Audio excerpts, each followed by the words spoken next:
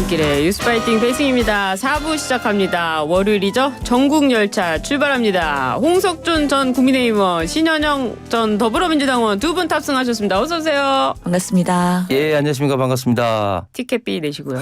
예, 잘 내겠습니다. 따박따박. 따박따박 매번 나와주시는 게 티켓비 아니겠습니까? 감사합니다. 그 지금 한동훈 대표 취임 2달 됐는데요. 몇 점 주시겠습니까? 자, 민주당부터. 어려운 질문인데요. 이거 어렵습니까? 예, 50점으로 시작하겠습니다. 아니 그 대표 되기 전에는 굉장히 칭찬하셨잖아요. 그럼요. 저희가 많이 도와드렸죠. 사실 응원하고. 전당대회 때부터 한동훈 혁신 예.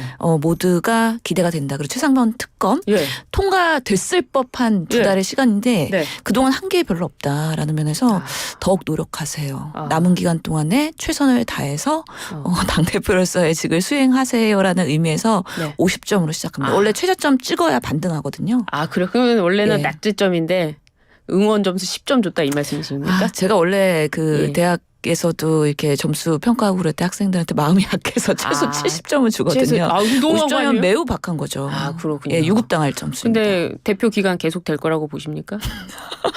아니 저는 여쭤보는 거예요. 이번에 대통령 독대와 그다음에 여야 의정 협의체를 어떻게 하느냐에 따라서 향방이 많이 바뀔 수 있을 거라고 생각하는데요. 네. 우선은 성과를 내기는 어렵다. 라는 생각이 들고요. 그러면서 매우 애가 탈 것이다. 애간장이 타는 상황에서 하루하루가 절실하지만 지금 상황에서 명확하게 본인이 각을 지던지 대통령실과 아니면 김건희 여사와요. 아니면은 같이 그냥 당정이 협력을 해서 성과를 내든지 둘 중에 하나를 확실하게 해야 되는데 이도 아니고 저도 아니다. 우유부단하고 물에 물 탄 듯 술에 술 탄 듯 이런 방식으로는 여당 대표로서는 리더십이 매우 취약할 수밖에 없다라는 생각이 여전히 더 확실해지고 있는 상황이다라고 생각합니다. 구체적인 건 좀 뒤에서 들어보기로 하고요. 예. 몇 점 주시겠습니까? 예, 저는 70점 주겠습니다. 많이 주시네요. 70점 많이 주는 거예요? 많이 아니군요. 그렇다면 마음에서 진짜 주고 싶은 점수는 몇 점입니까? 아니, 저는 70점이 좀 많이 주는 점수가 아니라고 생각하는데. 1000점 만점인가요? 근데 네. 이게 여당 대표로서 어떤 우리 대한민국의 미래 특히 윤석열 정부의 어떻게 보면 좀 장기적인 어떤 국가적인 어떤 미래 비전을 좀 제대로 지금 제시하지 못하고 특히 이기는 정당을 하겠다고 당대표 경선에 그렇게 이제 공언을 했는데 네. 과연 지금 총선 백서도 지금 못 나오게 지금 돼 있고 그리고 어떤 당의 어떤 개혁적인 어떤 그런 모습을 지금 보이지 않는 그런 것들이 지금 한동훈 대표가 사실 많은 기대를 안고 출발했음에도 네. 지금 당 지지율이나 본인 지지율이 이게 떨어지는 어떤 그런 원인이 아닌가 생각해서 70점을 주겠습니다. 그렇군요. 윤 대통령이 또 체코 순방을 마치고 서울 공항으로 귀국했는데 한동훈 대표와는 짧게 악수만 했습니다. 어떤 의미일까요? 그 현장 화면을 보니까 어때요? 윤 대통령님은 되게 솔직하신 분인 것 같아요. 예, 본인이 애착하시는 분이랑 50초 얘기하면서 그리고 때로는 악수하고 팔도 이렇게 두드려주면서 격려도 하고 이러는데 한동훈 대표랑은 거의 손만 잡고 고개 휙 돌려서 다음 사람 이제 악수하려고 준비하고 계시더라고요. 그렇군요. 예, 그런 모습에서 아주 냉랭하다. 그 사이라는 게 명확하게 드러난 거기 때문에 저는 그런 한순간순간에 의미가 있는 것 같습니다. 아마 이번 만찬에서 아마 떼지어서 식사를 한다고 하는데 그럴 때도 표면적인 의례적인 그냥 형식적인 이야기만 이루어질 수밖에 없지 않나. 긴밀한 얘기나 뭔가 성과를 내기 위한 서로의 허심탄회한 뭔가 이런 토론이나 이런 것들이 이루어지기는 참 어려울 것 같다라는 생각이 그 장면에서 읽혀지더라고요. 그 장면 어떻게 보셨어요?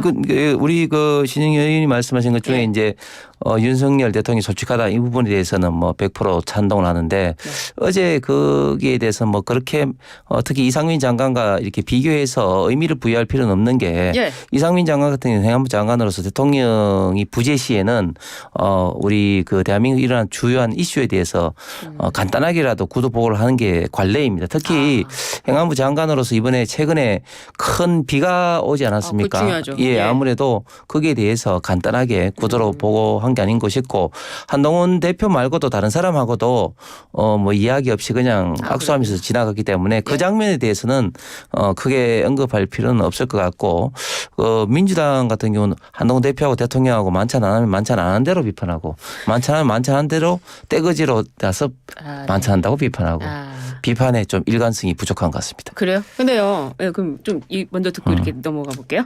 독대 요청을 한동훈 대표가 네. 또 독대 요청을 했더라고요. 네. 대통령이 받아들일까요? 글쎄 그 대통령실에서 좀 상황을 좀 지켜보자고 이야기했죠. 네. 그렇기 때문에 뭐 어떻게 될지는 뭐 모르겠습니다만은 근데 저는 사실 대통령과 집권 여당 당 대표의 독대는 사실은 어떻게 보면 좀 뉴스거리가 안 되고 좀 자연스러운 어떤 만남이 좀 돼야 되는데 이런 것들을 한동훈 대표 측에서 요청을 했다 이런 것을 언론에 나오는 것 자체가 좀 상황이 그렇게 썩 좋아 보이진 않고 그리고 이런 것 굳이 또 언론에 내야 되나 네. 그냥 자연스럽게 하면 되는 거지 좀 이런 면에서는 조금 정상적인 좀 상황은 아닌 것 같습니다. 네. 어떻습니까? 그렇죠. 우리 한동훈 대표. 우리 한동훈 대표. 예.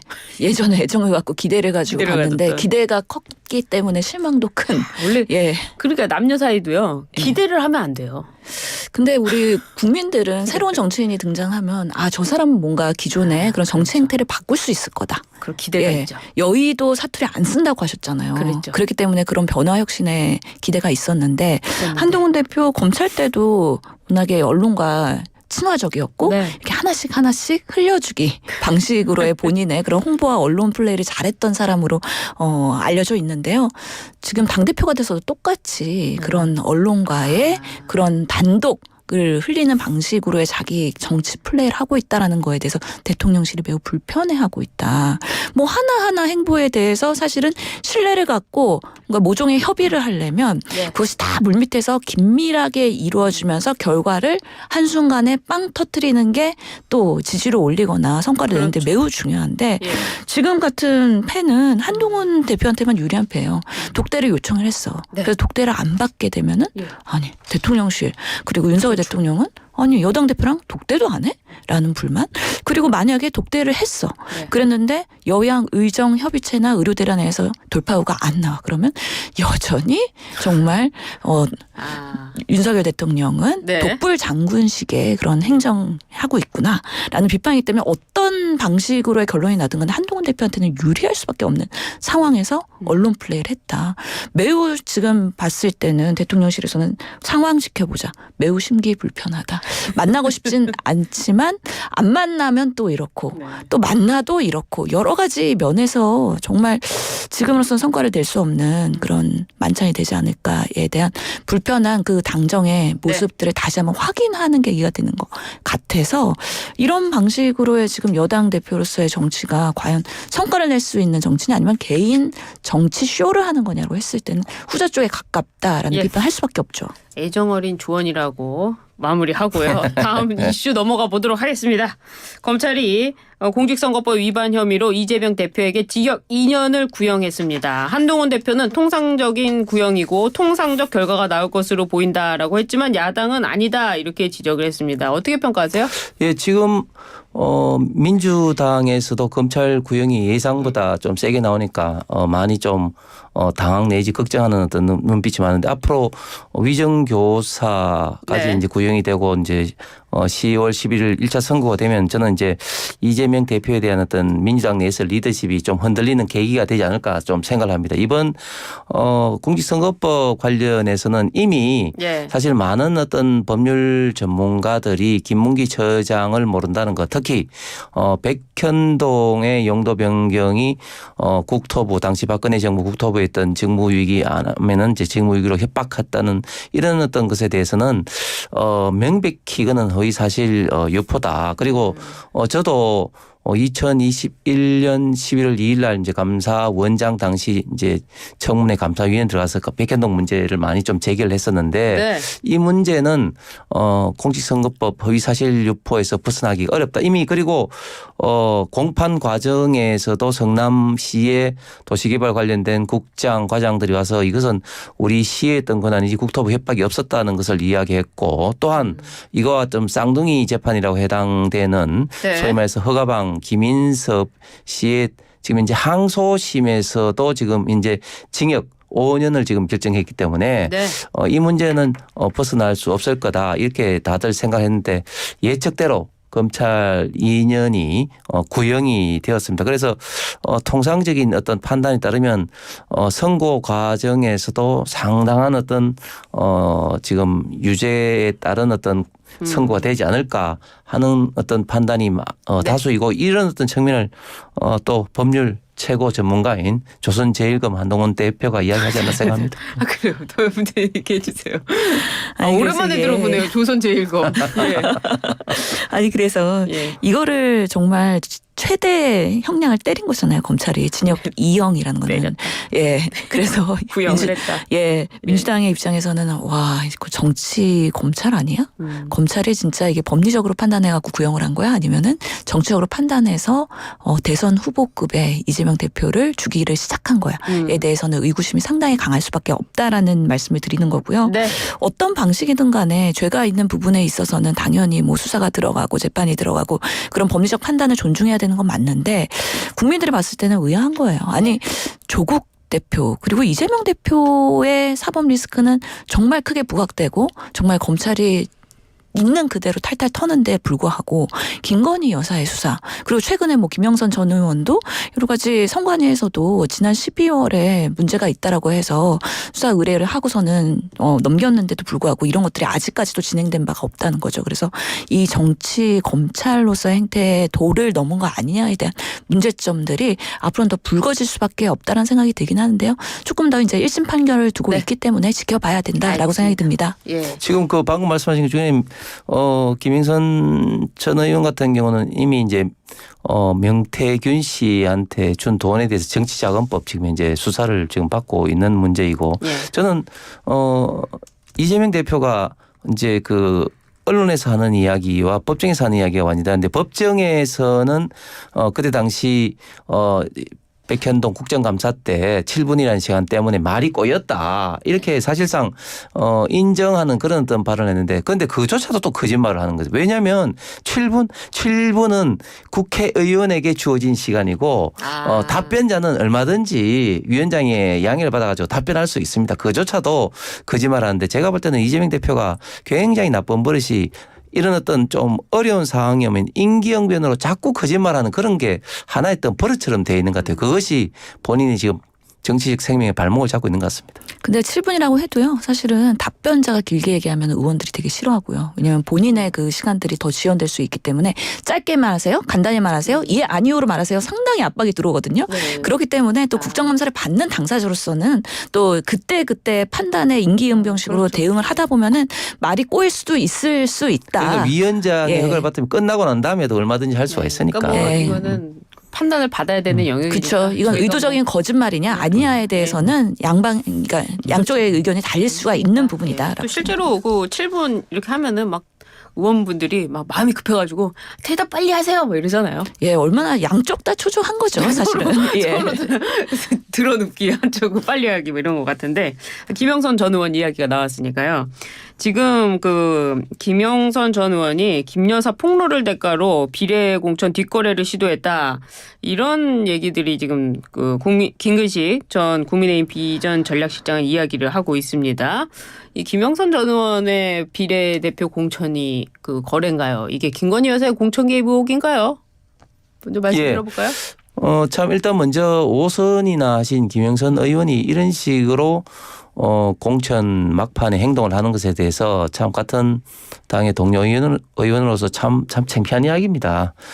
그런데 분명한 것은 당시에 정말 그 선거의 기재라고 할 수 있는 이준석 의원이 그 바쁜 시간에 화성에서 이 칠보사로 한 4시간 아무리 빨리 밟아도 한 4시간 5시간 걸리는 그 거리를 예. 달려왔을 때는 이거 큰 건 할 수 있겠다 이런 어떤 큰 기대를 갖고 간 거 아니겠습니까? 그때 당시에는 당시 잘하신 것처럼 개혁신당이라든지 이준석 의원 같은 경우도 상당히 상황이 좋지 않았기 때문에 이런 어떤 폭로를 통해서 분위기를 반전할 수 있는 그 기대로 갔었는데 예. 딱 보니까 이거는 소위 말해서 뭐 이 건덕지가 없는 거죠. 그렇기 때문에 결국은 이제 덮었는데 네. 결국은 뭐 이런 것으로 봤을 때 김건희 여사의 어떤 공천 개입이라는 것은 제가 볼 때는 여지가 어떤 말이 생길 여지가 없고 오히려 김건식 그 위원장의 이야기처럼 이런 걸 통해서 어떻게 보면 좀 자당의 어떤 정치적 이득을 얻기 위한 어떤 그런 어떤 공작 아니냐 이런 네. 어떤 비판에서 거액신당과 이준석 대표가 자유롭기 때문에 지금 최근에 굉장히 좀 많은 좀 변명 내지는 거기에 대한 어떤 보충 설명을 지금 하고 있는 것으로 보입니다. 어떻습니까? 김영선 의원 하면 생각나는 게 딱 두 가지 있거든요. 뭐요? 원래 보궐로 들어오셨잖아요. 저희 21대 때. 아, 네. 그래서 같이 하셨군요. 예, 그래서 본회의장이 조용했었는데 어느 순간 맨 뒤에서 여성의 목소리가 상당히 소리 지르면서 시끄럽게 들리는 시기가 시작됐는데 그게 바로 김영선 의원이 본회의장에서 큰 소리로 소리를 많이 지르세요. 아, 그 목소리를 크게 낸다. 예, 그래서 예. 존재감이 있으셨어요. 예전에 사실은. 그 예. 바닷물 수산물 그 수산시장에서 이렇게 먹으신 분 아닙니까? 예, 노량진 수산시장에서 그 수족관의 물을 먹으면서 또 인지도를 올리셨는데 아무튼 이거는 두 가지를 봐야 됩니다. 22년에 보궐선거 들어올 때는 이준석 당대표였고 네. 그 당시에 윤석열 대통령 김건희 여사의 로비를 통해서 MC라고 하는 명태균 씨가 사실은 공천을 받을 수 있도록 도와줬다라는 거 한 건. 이거는 국민의힘에서의 공천 관리 시스템이 허술하고 구태한 그런 공천의 뭔가 모종의 협의가 여전히 진행되고 있다라는 상황에서 이건 국민의힘의 공간이 문제라고 보고요. 24년에 이번에 그 총선에서 공천을 비례를 하느냐 마느냐는 국민의힘의 문제와 그리고 개혁신당의 문제가 같이 섞여 있는 거라고 봅니다. 그 과정에서 명태균 씨가 김건희 여사와의 친분을 이용해서 여러 가지로 노력을 한 그런 방식들이 지금 하나씩 드러나고 있기 때문에 네. 이런 부분에서는 조금 더 시간을 두고서는 지금 수사 조사가 이루어지는 부분에 있어서는 국민의힘에서의 내부에서의 그런 문제, 개혁신당에서의 개혁을 하지 않고 구태한 정치를 하려고 했던 문제 이런 것들을 더더욱이 보수 쪽에서는 부끄러워할 수밖에 없는 일이다. 그리고 김영선 의원이 이제 육선하려고 노력하신 거잖아요 이번에.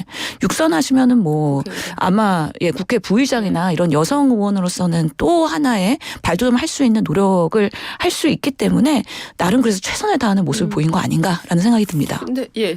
두 번 다 지금 2022년도는 이준석 대표고 윤석열 대통령은 당선인 시절이었고 지금 2024년은 한동훈 대표 시절 아닙니까? 한동훈 비대위원 그렇죠. 공천 과정에서? 예, 공천 예. 과정에서 여기 개입할 여지가 있었을까요? 한동훈 비대위원장이 시절이었고 개입할 여지가 뭐 전혀 없는 게 잘 아신 것처럼 한동훈 대표가 김건희 여사에 했던 문자까지도 네. 씹었지 않습니까? 그런 가운데 뭐 공천에 대한 어떤 김건희 여사가 요구를 할 리도 없을 거고 또 김건희 여사 요구에 대해서 또 한동훈 비대위원장이 받을 리도 또 없다 보여지고 그리고 좀 전에 말씀하신 면태균 씨 자체가 네. 이것을 보도한 뉴스토마토에 대해서 명예훼손 등을 해서 지금 이제 고소를 뭐 현재 뭐 하겠다고 이야기를 했기 때문에 네. 이 문제에 대해서는 뭐 이야기를 하는 것이 뭐 저는 의미가 없다고 보여집니다. 그래요. 참고적으로 본회의에서 소리를 많이 지르는 의원들 중에서 가장 소리를 많이 지르는 사람이 정청래 의원인데 갑자기 김건희를 구속하라 하고 막 소리를 지른 거예요. 그런데 그런 것을 또 본인 또 유튜브에 또 열심히 또 올려서 개딸로부터 많은 또 지지를 받고 있습니다. 제가 좀 추가로 여쭤봐도 될까요? 이런 상황인데 김건희 네. 여사 특검법 이제 통과되지 않았습니까? 국민의힘의 이탈표 좀 나올까요? 이탈표가 제2 나오는 게 국민의힘이 정상이죠, 사실은. 이런 분위기가 그것까지. 된다면 네. 지금 김건희 특검법에 대해서는 필리버스터도 안 했잖아요. 네. 이거는 뭔가 국민들한테 오히려 반감을 사거나 부작용이 날 수 있다라는 그 추경 원내대표의 판단일 거라고 보이는데 의총을 통해서 국민의힘이 정상이라면 아 김건희 여사와의 손절이 필요하다. 라는 판단을 하면서 이제는 행보를 당이 해야 된다라고 생각을 하는데 아직까지는 지금 윤석열 대통령의 그런 기싸움, 한동훈 당대표 기싸움에서 대통령실이 더 강해 보인단 말이죠. 그렇기 때문에 함부로 이탈을 하기는 어려울 것이다. 이 어려운 그 상황을 실타래를 푸는 게 한동훈 대표의 리더십으로서 우리는 우리 갈 길을 간다. 국민만 바라보고 네. 민심의 배를 띄운다. 이런 것들을 강력하게 의원들한테 나를 따르라 하는 모습을 보여야 되는 게 이 두 달째 취임 이 타이밍인데 전혀 그런 모습 한동훈 대표 따라갔다가는 이거 좀 위험하겠는데 아니 우리 앵커분도 물어보셨잖아요. 네. 계속 당대표 할 수 있을 것 같습니까? 이런 얘기가 두 달부터 나오는 거예요. 저는 질문을 드린 거죠. 그런 예. 질문이 나온다는 것 자체가 이 타이밍에서는 만만치 않다, 녹록지 않다 상황이라는 생각이 드는 것입니다. 네. 여기까지 이야기할까요? 왜냐면 다음 질문이 또 있어요. 네. 저희가 시간이 부족한데 임종석 전 대통령 비서실장이 갑자기 통일을 하지 말자. 두 국가로 살자. 그랬더니 친명계 김민석 최고위원이 서울이금 발상을 갑자기 던질 권리는 없다 이러면서 지금 반대 입장이 나오고 있습니다. 이 상황 어떻게 보셨습니까? 예, 두 국가론을 사실은 뭐 현실론적으로 이야기는 할 수는 있습니다. 그런데 시점과 하는 사람 주체의 문제인데 잘 아시는 것처럼 김민석 죄송합니다. 지금 임종석 전 실장 같은 경우에 지금 두 국가론 이야기를 한 것에 대해서 사실은 잘 아시는 것처럼 전대부 의장 시절부터 임수경 씨를 보낸다든지 그 당시에 어떤 국가보안법, 국법을 위반하면서까지 어떤 통일에 대한 의지를 정말 보임으로써 본인이 어떻게 보면 어떤 존재의 어떤 의미를 나타내신 분이고 최근에까지만 하더라도 경문협이라고 해서 남북 경제문화교류 협의를 통해서 또 북한을 좀 돕거나 교류를 촉진하는 그런 어떤 지금 재단도 이끌고 있지 않습니까? 그런 사람이 갑자기 적대적 두 국가론을 들고 일어나오면서 또 그것도 이제 헌법도 개정해야 되는 이런 어떤 영토적 문제까지 또 언급을 하고 그런 것들이 왜 이 시점에 이야기를 하는가. 네. 그게 지금 최근에 김정은이 이야기했던 적대적 두 국가론 내지는 다른 어떤 국가 뭐 이런 어떤 언급을 그대로 받아서 하는 건 아닌가. 이런 것 때문에 사실은 많은 사람들 역시 임종석 실장은 종북이구나. 그걸 넘어서 충북이구나. 이런 어떤 이야기까지도 나온 게 아닌가 이렇게 생각됩니다. 어떻습니까? 저는 좀 사실 좀 놀랐어요. 왜요? 이 두 국가론을 이렇게 과감하게 끌고 나오는 이 타이밍에서 이런 발언을 하는 것 자체가 충분한 토론이나 아니면 물이 올라온 상황에서 뭔가 여러 가지 다양한 의견을 수렴해가지고 결론을 내려는 방식이 아니라 우선은 던지신 거잖아요.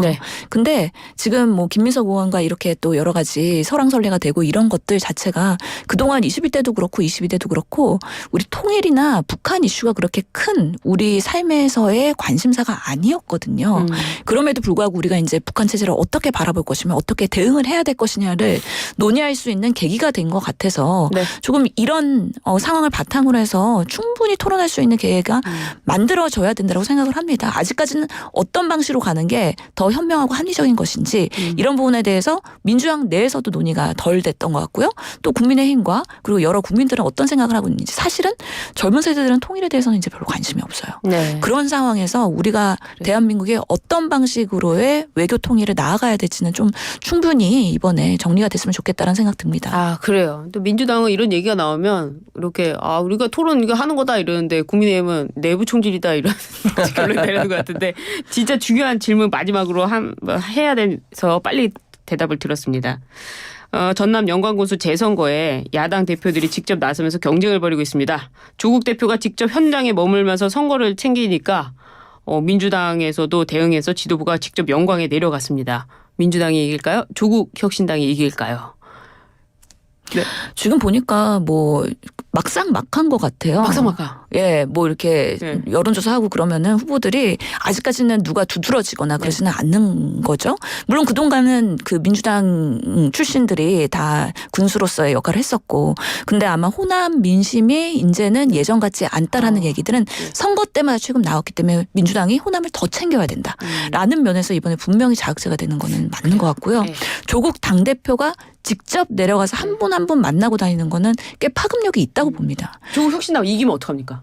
그런 면에서는 민주당이 더 호남을 챙기기 위한 노력을 지금 할 수밖에 없는 상황이고요. 결국에는 이게 호남 민심과 정서를 다시 회복하기 위해서 민주당이 노력하는 계기가 될 것이다. 그럼 민주당이 이긴다 이 말씀이시네요.